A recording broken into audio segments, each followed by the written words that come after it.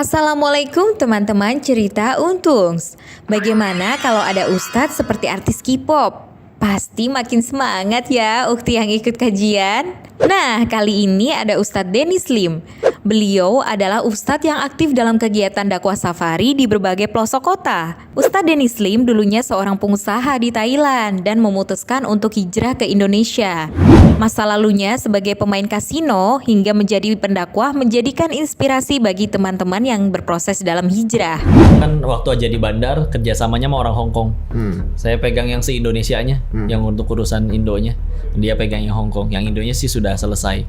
Nggak tahu dia ngajak kerja sama orang Indo lagi atau enggak ya. Cuman terakhir memang yang buat pasar Cinanya masih ada. Penasaran kan bagaimana cerita liku kehidupan Ustadz Denny Slim hingga menjadi pendakwah? Yuk saksikan hanya di Cerita Untungs.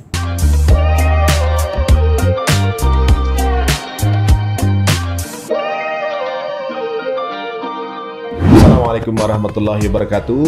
Teman-teman semuanya, untuk para pengguna TikTok pasti tahu yang saya maksud. Apalagi udah lihat thumbnail kita ya. Di sini ada seorang ustaz muda yang tentunya juga disangkain opa-opa. Sebelum kita ngobrol, kita ketemu dulu sama beliau. Sawadikap. สวัสดีครับผมสบายดีไหมครับ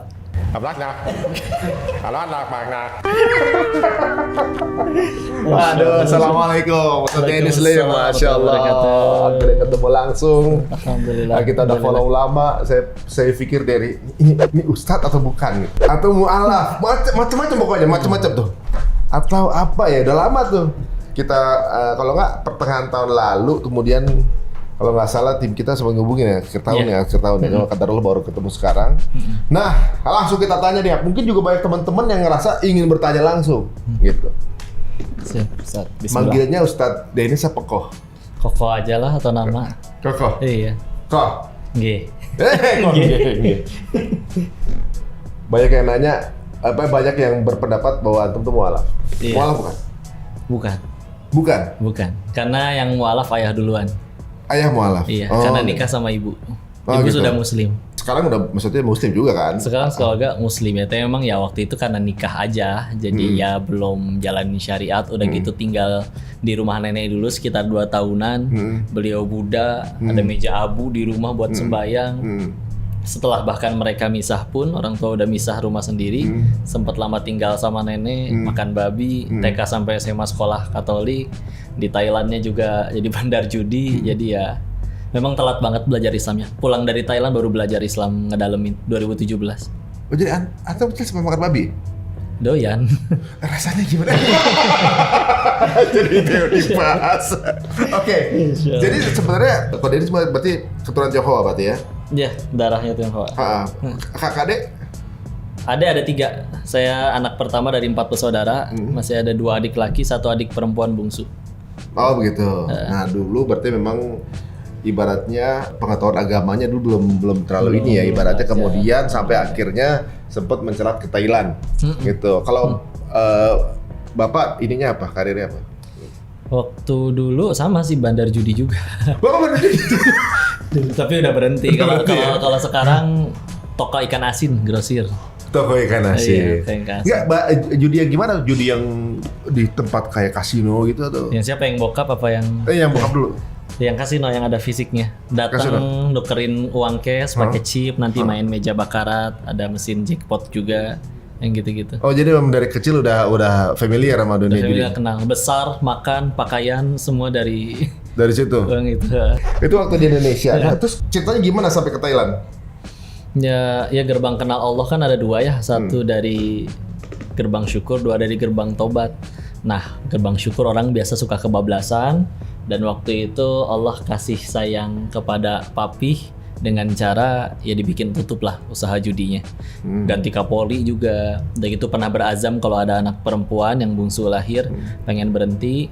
Jadi memang sudah ditutup semua, tapi yang memang karena modalnya dari yang tidak halal ya. Jadi habis-habisan semua sampai di titik semuanya yang dirintis habis-habis iya, gitu. duit miliaran dan mobil berapa banyak semuanya habis-habisan sampai tak ada sisa. Uang sekolah nunggak 8 bulan. Sampai ya istilahnya nggak ada sanggup untuk beli apapun. nabung dulu uang jajan 1.000, kekumpul 21.000, dipinjem ya kita beli beras makan sama-sama sampai titik itu. Dan izinnya bukan berarti kedua orang tua ini sebagai yang tidak baik, justru menunjukkan betapa baiknya mereka tetap bertahan demi kami. Tapi ya kepahitan ekonomi itu awalnya ketika papi bangkrut, ninggalin banyak utang, beliau juga sakit. Dan anak pertama dari 4 bersaudara kan pengen bantu, sampai momennya salah satunya ketika masalah ekonomi kan biasa bertengkar ya. Tengah malam kayaknya habis bertengkar karena tengah malam dibangunin, matanya berkaca-kaca dua-duanya. Dikasihlah selembar kertas, surat apa ini?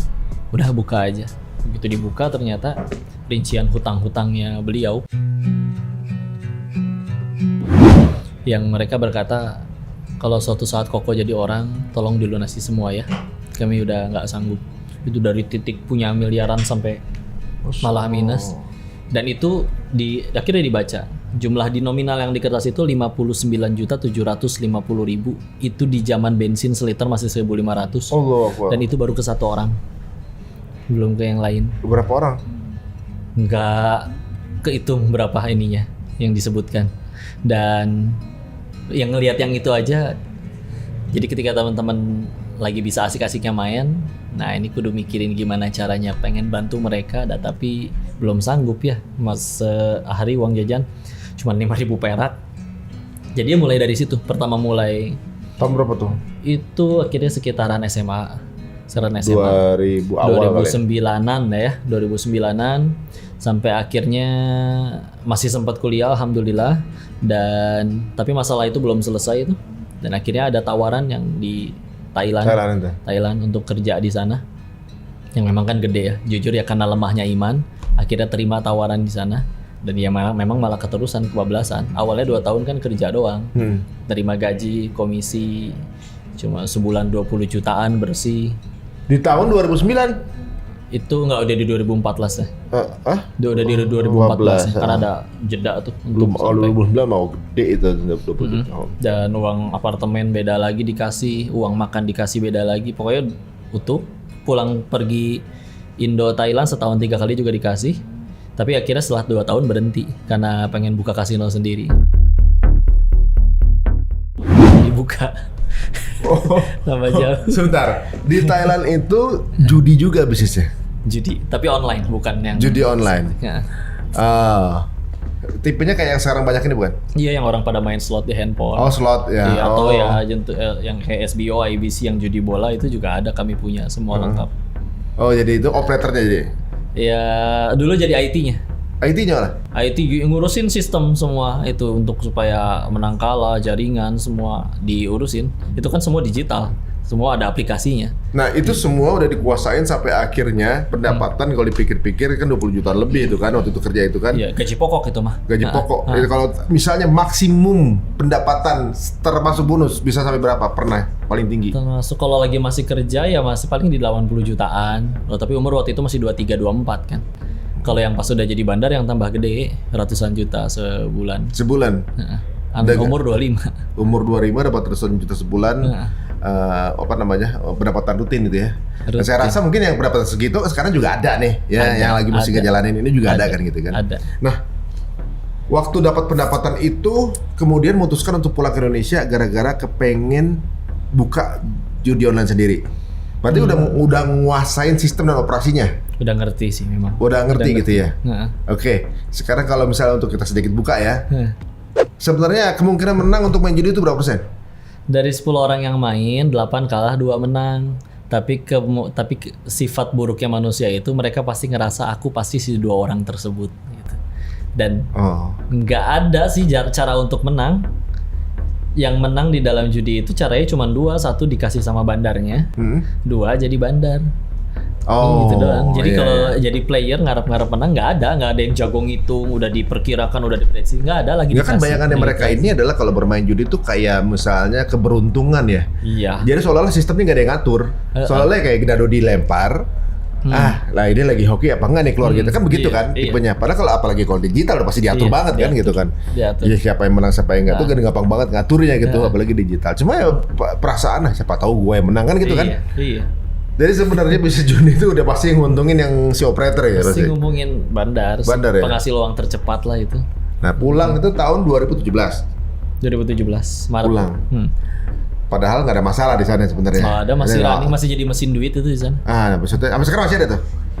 Masih cuma divisi Indonya. Waktu itu kan waktu aja di bandar kerjasamanya sama orang Hong Kong. Saya pegang yang se-Indonesianya, yang untuk urusan Indonya. Dia pegang yang Hong Kong. Yang Indonya sih sudah selesai. Nggak tahu dia ngajak kerja sama orang Indo lagi atau enggak ya. Cuman terakhir memang yang buat pasar Cinanya masih ada. Cina sama Hong gitu. Kong. Jadi ke Jakarta pengen bikin sendiri gitu ya. Nah, kenapa pas sampai di Jakarta nggak dilanjut? Enggak, itu di sana semua di Thailand itu. Nggak, kan Semua, pulang ke Indonesia pulang, kan karena kepengen punya sendiri kan? Oh, kalau di sana 2 tahun akhirnya punya sendiri, sampai punya sendirinya pun di Thailand. Sampai punya sendiri di Thailand? Iya, di Thailand, bukan di Indo. Di Indo, kenapa kami di sana? Karena di Indo mah dikejar-kejar. Kantor bisa, kita nyewa apartemen nih. Besok ada info bakal digerebek, mesti pindah lagi ke hotel lain atau apartemen lain. Hari ini di Jakarta, besok bisa di Bandung, besoknya lagi bisa di Bali. Capek. Kenapa di sana? Karena di sana udah dari Bangkok mendarat ke Bangkok 3 jam lagi ke arah timur itu ada perbatasan Thailand sama Kamboja. Sudah di luar Thailand tapi belum masuk Kamboja, itu nggak ada hukum di situ, daerah abu-abu. Di sana semua tukang ojek jualan narkoba, di sana tempat hiburan cuma diskotik sama kasino, nggak ada hukum di sana. Jadi di wilayah Texas tanpa banget hukum di itu, situ. iya. Dan saking bejatnya di sana, orang dikasih duit 100 baht, 40.000 rupiah, suruh bunuh orang mau di sana. Hah? Biasa aja di sana. Karena nggak bakal ditangkap ya? Nggak ada hukum soalnya. Ya ampun, ngeri banget. Tapi ada pemimpin daerah? Ada apanya? Pemimpin daerah?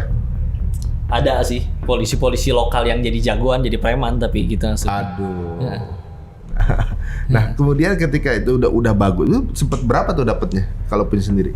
Ratusan ya, belum nyampe miliaran sih kalau waktu itu karena nggak diterusin kan. Ya di 600 jutaan omset lah. Masya sebulan. Allah, sebesar itu kemudian kenapa ditinggal? Dikira itu semua bikin happy, tapi setelah udah punya semua nggak bikin bahagia, nggak bikin tenang. Dan memang satu juga udah lunas tuh, memang utang-utang itu akhirnya lunas juga sih walaupun pakai duit haram. Ya. Utang yang bokap-nyokap. Yang orang tua. Tapi ya sederhananya ketika misalkan Ustadz Felix bercerita mencari tentang keutamaan, kita juga nyari itu ya, tentang dari mana kita berasal, untuk apa diciptakan dan selamat akan kemana, iya. Tapi sederhananya waktu itu mah pengen tenang, pengen bahagia. Gimana sih caranya pengen Waktu senang? punya duit banyak tapi nggak tenang? Enggak, aneh ya. Kadang tidur cuma 3 jam, nggak bisa lebih lama. Apanya yang bikin nggak tenang biasanya? Rasanya kayak gini, udah makan kenyang banget, terus masih ada yang ngasih nasi kotak lagi. Bete nggak? Males kan, biasa aja. Garing gitu. All you can eat. Setelah makan 1 jam, perut udah penuh, masih semangat nggak lihat tuh daging? Blenek gitu. Iya udah nggak ini Dan lagi. dan dunia tuh emang gitu ternyata. Ketika ya dapat transferan, suka ada notifnya kan, 80 juta masuk, udah kayak gitu. Sedangkan Kok garing beda. amat ya. Jadi ya sampai akhirnya mikir, kalau memang untuk ini saya diciptakan, kok setelah punya ini semua nggak bahagia.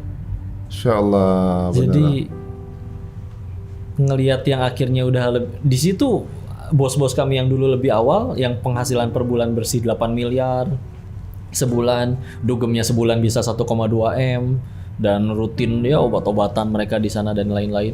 Tapi tiap kali turun dari mobil lempar jininya, selalu bilang, aduh gue stres, menderita. Dan dia dengan penghasilan sebesar itu untuk bisa tidur harus pakai obat tidur. Kalau nggak bisa sama sekali. Iya. Sedangkan kita mah dilemparin bantal juga ketiduran. Ada juga yang ya salah satu ya orang inilah apa namanya, orang dengan penghasilan besar gitu, ada yang harus setiap pagi dia harus lari, terapi kesehatannya dia harus lari pagi tanpa baju atasan untuk nggak bisa kena matahari, lari-lari, terus nggak bisa makan garam berlebih, harus makan gula berlebih. Hidupnya prihatin biar tetap, padahal dia dapat duitnya banyak, tapi kayak dinistain gitu, harus apa namanya ngelakuin itu, kemudian repot, makan juga nggak lezat gitu kan, segala macam. Jadi kalau misalnya kita udah makan banyak kemudian dikasih lagi daging gitu kan, nggak ada perasaan nafsu lagi kan gitu. Beda sama kita misalnya lagi puasa nih, iya, padahal dikasih teh manis tuh rasanya nikmat banget. Iya, ini udah nggak ada rasa apa sih, dapat duit lagi, udah biasa aja gitu. Udah nyampe di titik itu waktu itu.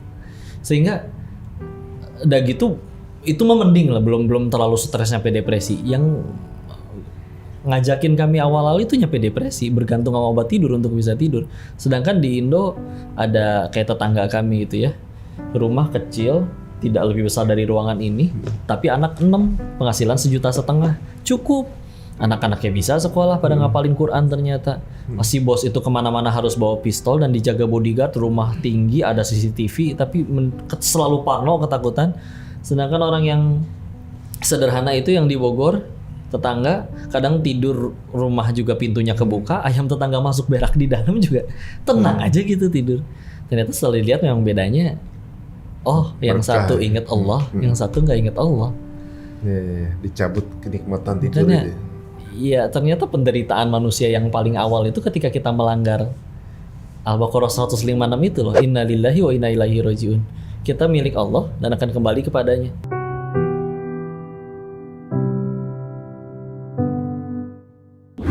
Punya Allah kan semuanya. Jangankan harta dan jabatan, ini tangan kata Allah harus lepas duluan, pulang duluan. Saya pakai baju Iron Man pun pasti lepas, entah gimana ceritanya. Diri kita sendiri aja bukan punya kita. Kenapa manusia menderita? Ngerasa punya, ngerasa memiliki podcastku, rumahku, bisnisku, jabatanku. Enggak bro, Seolah titipan. dari sendiri gitu ya? Soal titipan. Kalau mobilnya hilang, sedih nggak? Enggak lah, udah digantiin. Asik. Umumnya orang sedih katanya. Tapi kalau ternyata ada orang lain deh, namanya misalkan Pak Agus di Desa Seragen RT 3 RW 5 mobilnya hilang, dia nggak sedih. Kenapa? Bukan punya saya. Ya. Iya. Jadi ketika kita ngaku-ngaku itu semua punya kita, ya selamat menderita. Maka ternyata cara Islam merubah manusia itu sih yang keren. Karena dulu pernah nyari di Katolik seperti apa, di gereja seperti apa, di wihara seperti apa. Mereka yang ngajarin berbuat baik, tapi berbuat baiknya tuh karena apa dulu? Ada yang karena nggak diganggu, ada yang supaya nanti kalau ada masalah dia nolongin kita. Di Islam, makin kita nurut sama Allah, makin digeprek masalah. Ada orang hijrah, tobat kok makin tambah besar masalahnya. Malah dibully, malah Iya. dimusuhin gitu. Bahkan di ayat-ayat kayak Al-Baqarah 155, Al-Baqarah 214, mereka sampai nanya, mata Nasrullah, kapan pertolongan Allah? Kita udah segini habis-habisannya loh untuk Allah. Bahkan kata Allah di Al-Ankabut 2 Al-Ankabut ayat 2-nya, ahasiban sa'id surqa ayakulu wa hum la yuftanun. Jangan kalian ngaku udah beriman terus nggak diuji gitu. Ya. Jadi kayak ternyata cara bahagia itu justru dengan kita lepas dari, itulah Islam kan, dari kata aslama yuslimu, berserah, ngelepas di hati lu tuh nggak ada apa-apa lagi sama sekali, tinggal Allah doang. Jadi justru cara bahagia itu bukan dengan ngejar itu semua, tapi melepaskan itu semua, baru bisa pas bahagia. Makanya contohnya di Quran Firaun kan, istri soleha, raja, punya segalanya, berkuasa, kaya, tajir melintir, hidup 400 tahunan, nggak pernah sakit, demam, batuk pun seumur hidup nggak pernah, malah hina, nggak bahagia. Masa nggak kepikiran sih kenapa Allah ngasih contohnya Firaun gitu, bukan yang lain gitu. Sedangkan Michael Jackson udah terkenal bunuh diri, sedangkan yang udah punya jabatan masih korupsi, sedangkan yang udah pada jadi artis K-pop juga pada pengen mati, sedangkan yang udah pada punya pasangan tampan cantik rupawan masih kawin cerai. Jadi karena Allah tahu cara membahagiakan manusia paling tepat adalah dengan lepasin itu semua, dengan sengaja. Ketika kamu pengen bener nih, pengen happy, pengen bahagia, sok digempur masalah sampai akhirnya, udah weh, mati rasa, hilang semua juga. Selama ini juga ketipu abis-abisan, gue masih tampak gemuk juga kok misalkan. Jadi akhirnya ya ketika pantesan ketika ada orang yang punya itu semua masih stres, sedangkan orang yang udah lepasin itu semua, para nabi, orang soleh terdahulu misal, lebih soleh iya, pahala banyak, dosa sedikit bahkan terampuni, tapi masalah lebih berat, tapi tetap berbuat baik kepada orang lain dan bahagia. Nah, combo Kok bisa kan? kayak gitu sih manusia? Dikasih masalah malah bahagia gitu kan, unik ya. Iya. Gitu. Nah di sisi lain dikasih kenikmatan malah susah hidupnya kan gitu. Maksudnya berarti kan hidup kurang apa gitu. Tapi hidup kayak susah. Berarti Ya, definisi nikmat sama musibahnya yang kudu diganti. Benar. Bagi kita nikmat itu kan ketika keinginan terkabul ya, pengen punya rumah dapat rumah dan sebagainya. Ya nikmat ternyata adalah apapun yang membuat kita tambah dekat sama Allah. Waduh. Kalaupun itu meski motor hilang tapi gara-gara itu tambah banyak sujudnya, nikmat itu. Nikmat berarti. Nikmat. Berarti sebenarnya konsep hitungan manusia sedikit belum tentu kurang, banyak belum tentu cukup gini. Itu yang penting berkahnya ya. Iya. Masya Allah. Hati kita sempit soalnya. Lah ketika sampai ke Jakarta dulu ketemunya apa? Kan nemu di mana duluan itu? sampai dapat begini gitu? Apa? Ada Banyak tragedi apa? pelajaran. Ada kejadian apa gitu? Di situ ketika ngelihat orang-orang diri udah mulai Atau gini, bahagia. memutuskan pulang dulu deh. Oh iya, ketika udah di sana, pokoknya sadar ini nggak mungkin selamanya. Karena ketika ngobrol sama semua yang udah jadi kaya raya gara-gara judi di sana, ketika ditanya lu mau sampai mati hidup kayak gini, nggak ada yang mau sih. Mereka impian umum mereka ya, gue pengen mati Pensiun. di kasur hangat, dikelilingi anak cucu. Damai aja di rumah sederhana, enggak tanpa kemewahan, tanpa sedangkan mereka ngomong gitu sambil dikelilingi mohon maaf seksi dancer, di meja table udah kokain udah rapi bergaris-garis, minuman keras lain-lain, tapi mereka mikirin itu. Dan ada momen seru ya, sebahagia kayaknya, tenang hati ngelihat anak-anak kecil lari. Cuman kayaknya masa iya yang jadi ibu dari anak-anak gue yang lagi pada nari telanjang kayak gitu. Jadi mereka sendiri udah tahu Mikir ya. nggak pengen selamanya kayak gitu. Dan ketika ngelihat sekeliling nggak ada yang happy ending. Mereka semua sebesar apapun usaha judinya sudah diperhitungkan sedetil apapun, tetap mentok. Kayak ada yang punya kayak mentok sama aturan ya yang punya dunia itulah ya Allah akhirnya.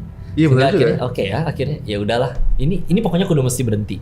Cuman kenapa masih banyak yang kayak gitu? Nggak semua punya nyali untuk berani pulang kan. Dulu akhirnya berani pulang, walaupun sama nggak berani. Mau mulai dari mana? Di Indo, di Bogor untuk mulai kayak mau ngelamar kerja. Apa yang ditulis di CV? Antan bandar judi, ditewak yang ada, ditangkap. Satu ketika lagi pada yang lain masih main, aku tuh udah kalah judi. Lagi main iseng doang sih ya, main 6 juta aja. Udah gitu setelah bete nungguin sambil yang lain ya lihat aja deh handphone. Lihat apa ya? Lihat ini deh, kajian AA Gim. Dulu waktu SD, SMP banyak tuh beliau di TV. Jadi ya Kok kaget? Gak maksudnya gini. Ketertarikan sama kajian kan pasti ada sesuatu trigger karena sebelumnya. galau, gelisah. Karena galau. oke. Sedangkan dari dulu ya kita tahu AA seperti apa ya. Heeh, Dengerin kolbu, beliau kolbu, tuh kok lebih kolbu. adem ya. Heeh. Padahal masalah belum beres tapi dengerin beliau aja udah enak. Heeh. Ya udahlah. Karena udah pernah nyoba, mohon maaf, udah nyoba ke minum, walaupun narkoba nggak nyentuh ya. Udah nyoba ke healing, jalan-jalan segala macem, nggak hilang gitu Tapi gelisahnya. kalau iseng kan bisa ya nonton film, lihat musik. Ini pilih nonton kajian. Udah bosan film. Udah semua. Udah semua. Nggak dapat di sana ketenangan nggak dapat. Enggak. Ketika lihatnya sampai di satu nasihat beliau bilang kayak gini. Kalau kita takut, karena itu lagi nggak berani keluar dari situ kan karena masalah rezeki ya. Bilang kayak gini. Berarti kita kalah dong sama janin. Gimana maksudnya? Nah, janin kan di dalam perut ibu kita udah perlu rezeki dalam bentuk nutrisi. Tapi orang tua ibu makan jengkol, kayak pete, kayak sate berikut tusukan dan piringnya sekalipun, kalau dimakan Allah atur melalui metabolisme tubuh, masuk melalui ari-ari plasenta ya. Akhirnya si bayi tumbuh besar. Pertanyaannya, itu janin yang nyariin rezeki atau rezeki ngedatengin si janin? Rezeki yang datangin janin. Iya, padahal si janin belum bisa kerja, ngomong, minta, sujud dan lain-lain. Kamu manusia udah gede, bisa sholat, sujud kepada Tuhanmu, minta kerja, masih segitu ragunya sama Allah. Kayak digampar ngedengar itu tuh. Sedangkan kita nggak suka dipanggil kayak hewan kan? Kenapa? Karena kita ngerasa lebih mulia dari hewan. Kenapa lebih mulia dari hewan? Karena ngakunya punya akal. Terus dengan pernyataan itu seolah-olah selama ini sedang menghinakan akal ini dengan iya juga ya. Akal saya kemana sampai nggak ngeh bahwa Allah tuh sebegitu ngaturinnya. Langsung ditutup videonya, buka aplikasi buat beli tiket pulang saat itu juga. Nah, itu kemudian ditutup aplikasinya, beli tiket balik. Sendiri apa? Sendiri. Oke. Sendiri. Terus bilang apa sama orang-orang?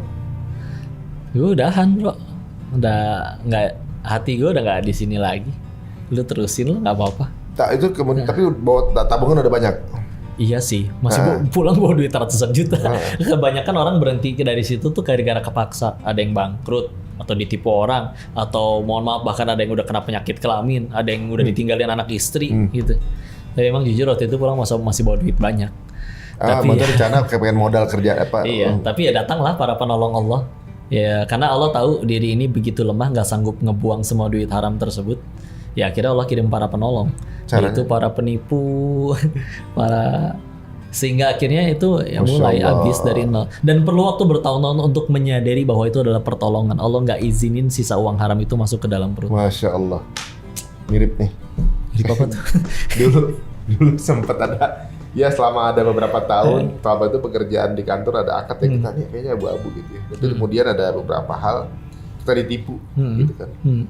Ditipu sama klien, uang prestasi, diambil ada yang kerjaan nggak dibayar, nominal lumayan banyak. Sampai sekarang belum bisa diambil. Ada yang udah masuk penjara kan.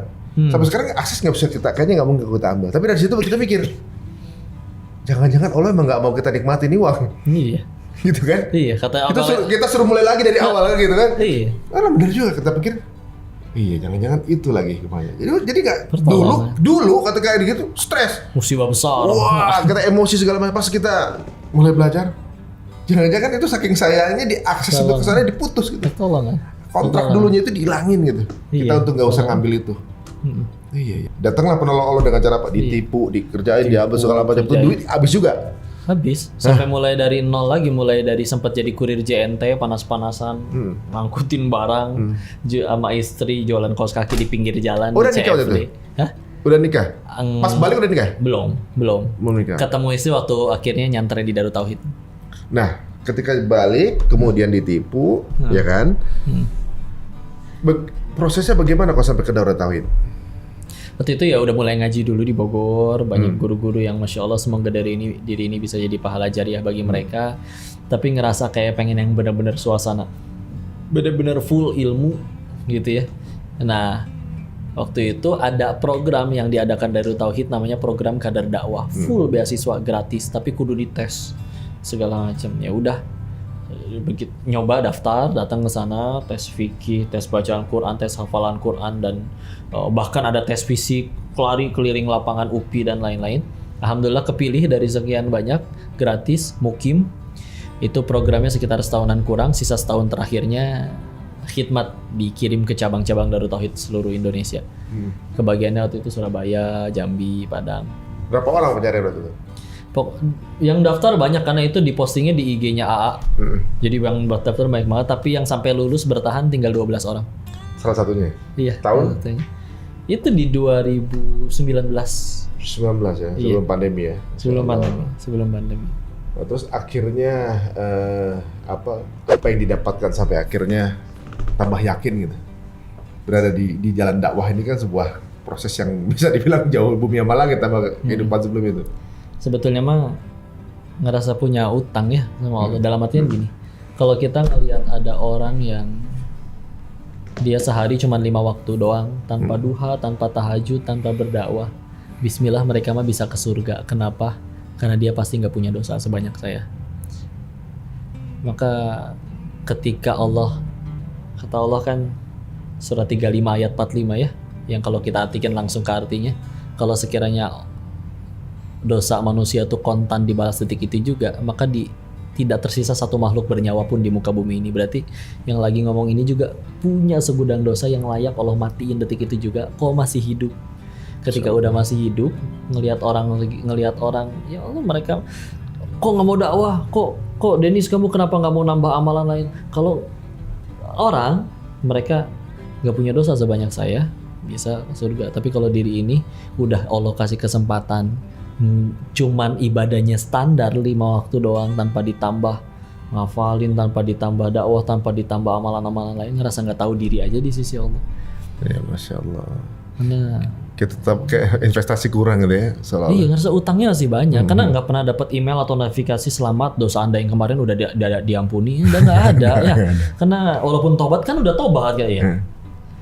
Nggak bisa, nggak tahu. Dosa hitungannya pasti amal belum tentu kan. Iya, kabar Kadang-kadang buruknya ketika kita berbuat dosa pasti jadi maksiat, jadi dosa. Ketika kita beramal soleh belum tentu keterima jadi amal soleh. Kadang-kadang soalnya kita berbuat dosa tuh ikhlas.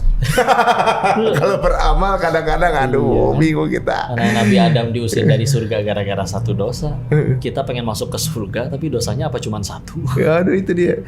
Waduh teman-teman, makanya ya ibaratnya ya. Selalu berbuat baik karena kita ngerasa kita nggak tahu dari yang mana ya. Nggak tahu yang Kita kadang-kadang siapa tuh udah ngerasa udah dakwah kemana aja gitu, misalnya ustadz besar gitu udah kemana-mana. Siapa tahu malah ketika waktu ngasih makan nggak sebanding gitu sama itu. Karena ada salah satu video bikin, karena suka ada yang nanya berapa tarif undang Ko Dennis, jadi bikin video sengaja di TikTok gratis. Imam Malik bin Anas pernah diundang oleh Amirul Mukminin, kalau zaman kita mah diundang presiden, telat 3 jam, berjam-jam. Ditanya kenapa telat, jalan kaki. Kenapa jalan kaki, kan ada kuda. Beliau bilang kayak gini, siapa saya? Saya cuman Malik bin Anas. Layakkah diri ini menginjakan kaki di tanahnya Nabi dengan kaki kuda? Padahal makam Nabi nggak di situ, nggak jauh. Tapi beliau ngerasa, saya cuman Malik bin Anas, masa harus jalan di kota Nabawi, di kota Madinah harus pakai kuda? Ngerasa nggak pantas lah. Sedangkan kalau misalkan punten, ngakunya Ustadz, tapi narif, tapi dijemputnya minimal harus pakai Innova, harus naonan. Kita udah seperti Imam Malik bin Anas belum? Sehingga sengaja tuh bikin kayak gitu, sehingga kalau berpesan kepada siapapun yang kalau suatu saat diri ini narif atau apapun, ya tolong tunjukkan video itu dan gak usah panggil ini Denis atau Koko lagi, langsung panggil aja si munafik biar Insyaallah. malu, gak berani.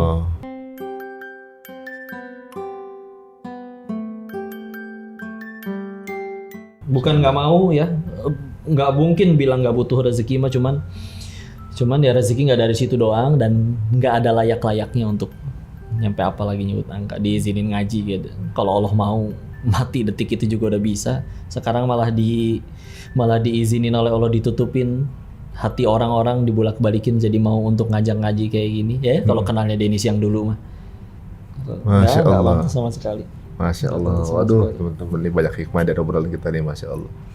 Nah sekarang nih, misalnya sekarang nih ada teman-teman kita yang masih berada di lingkungan itu, atau juga mungkin sekarang masih main judi misalnya. Apa advice-nya dari dulu mantan yang paham mengenai judi gitu, bahwa ya nggak akan ada menangnya gitu ibaratnya. Ya istilah terlepas dari semua, nggak cuma judi sebetulnya. Kalau kehidupan kita yang sebelum hijrah, sebelum tobat, udah jadi kehidupan yang baik, udah jadi kehidupan yang Allah ridho, kenapa kita kepikiran pengen berhenti dan tobat? Kalau udah baik, karena akhirnya orang mau berhenti kan karena sadar. Nah itu satu. Kedua, kalau memang urusannya untuk judi, kesuksesan terbesar seorang penjudi adalah ketika ia bisa berhenti. Justru itu. Justru iya. Masya Allah. Pilihannya dua sih, pengen berhenti sekarang atau Allah paksa berhenti. Meninggal. Dengan bangkrut, dengan meninggal, dengan apa ya. Jadi sedangkan kalau kita berhenti nggak ada. Kita ketika berhenti setan nggak suka, tapi setan nggak mungkin ngejambak kita dari belakang, di sliding dari belakang, nggak bisa. Ya orang setan mendengerin MP3 di rumah juga kita nggak betah, tapi dia nggak bisa mencet tombol matiin sendiri.